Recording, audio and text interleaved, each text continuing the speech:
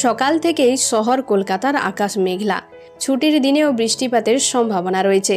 আলিপুর আবহাওয়া দপ্তর সূত্রের খবর, রবিবার বজ্র বিদ্যুৎ সহ বৃষ্টিপাতের সম্ভাবনা রয়েছে শহর কলকাতাতে। এদিকে বৃষ্টিপাতের জেরে অনেকটাই কমেছে তাপমাত্রার পারদ। শনিবার কলকাতায় সর্বোচ্চ তাপমাত্রা ছিল 33.8 ডিগ্রি সেলসিয়াস, যা স্বাভাবিকের থেকে 1 ডিগ্রি কম, এবং রবিবার শহরের সর্বনিম্ন তাপমাত্রা 24.2 ডিগ্রি সেলসিয়াস, যা স্বাভাবিকের থেকে 2 ডিগ্রি কম।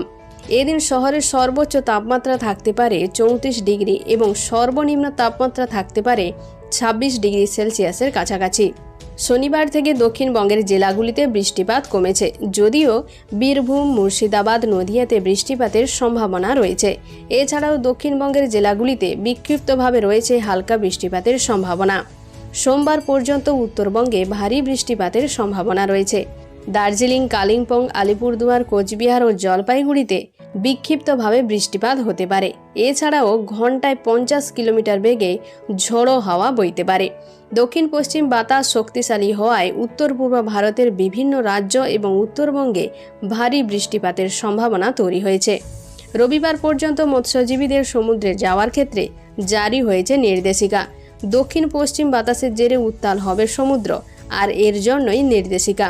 পর্যটকদের জন্য নতুন করে কোনো সতর্কবার্তা এই মুহূর্তে নেই। আপনি যদি আবহাওয়া সংক্রান্ত এমনই নতুন নতুন আপডেট পেতে চান, অবশ্যই চ্যানেলে জুড়ে থাকুন।